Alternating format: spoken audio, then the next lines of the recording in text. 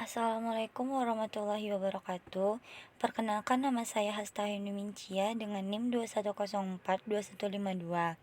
Pada video ini saya akan sedikit menyampaikan contoh kasus dalam kegagalan pasar pada tugas ekonomi publik. Kegagalan pasar. Kegagalan pasar adalah suatu kondisi di mana pasar mengalami kegagalan dalam menyediakan kebutuhan pasar secara efisien atau ketimpangan antara produsen dan konsumen.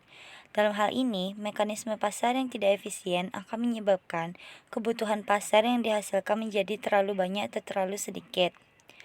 Implikasi ekstrim dari fenomena ini adalah kolapsnya pasar tersebut sehingga tidak dihasilkannya lagi komoditas pasar terkait.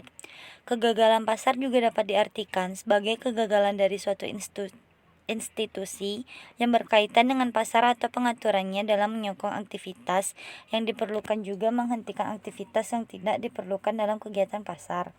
Kegagalan pasar terjadi ketika mekanisme harga gagal memperhitungkan keseluruhan harga dan keuntungan yang berkaitan dengan penyediaan maupun konsumsi dari suatu barang dan jasa. Kegagalan pasar dapat terjadi karena beberapa faktor, misalnya praktek monopoli atau oligopoli atau kartel, barang publik, eksternalitas, dan informasi yang tidak lengkap atau asimetris.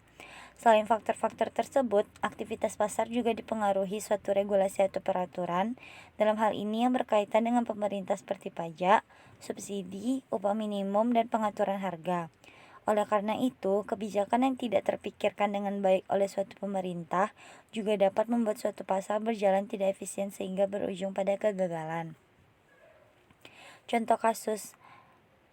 Peristiwa paling update yang terjadi pada awal tahun ini adalah adanya pandemi virus COVID-19 yang telah menginfeksi lebih dari 16 juta penduduk dunia dan lebih dari 90.000 penduduk Indonesia per Juli 2020. Infeksi virus yang dimulai dari Cina telah menyebar ke seluruh penjuru dunia.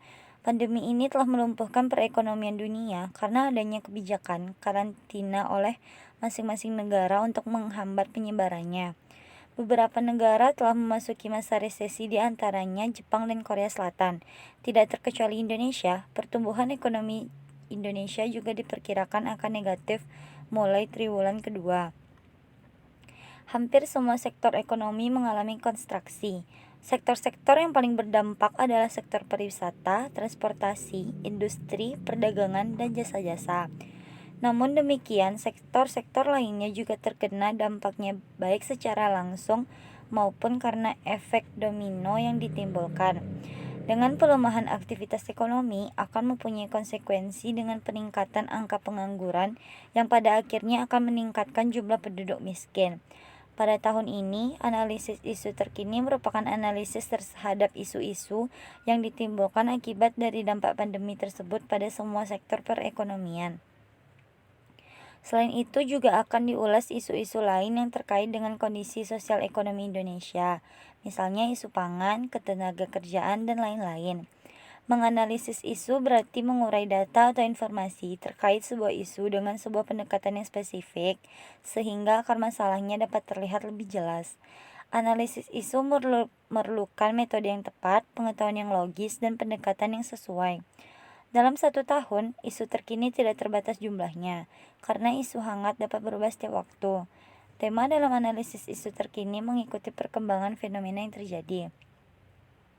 Dikarenakan pandemik yang terjadi cukup lama di Indonesia, hal ini membuat sistem perekonomian di Indonesia terganggu dan menyebabkan kegagalan pada pasar.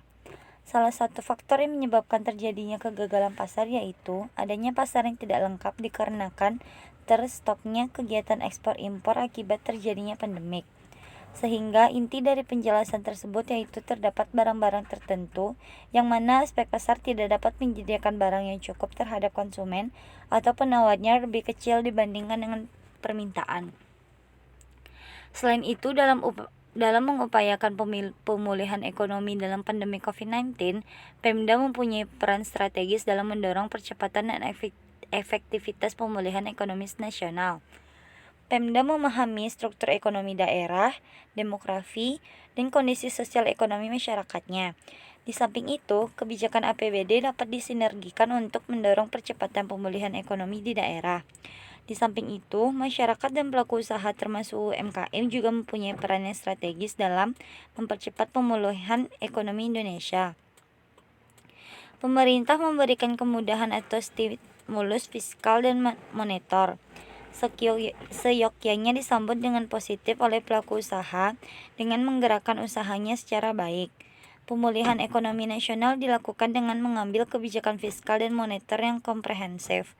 Di samping itu, pemerintah juga mengalokasikan dana APBN untuk memulihkan ekonomi sebesar 695,2 triliun. Dengan terjadinya pemulihan ekonomi, maka kegagalan pasar dapat diselamatkan di era pandemik. Baiklah, sekian yang dapat saya sampaikan. Apabila ada kesalahan kata dan janggal, mohon dimaafkan. Saya akhiri dengan Assalamualaikum warahmatullahi wabarakatuh.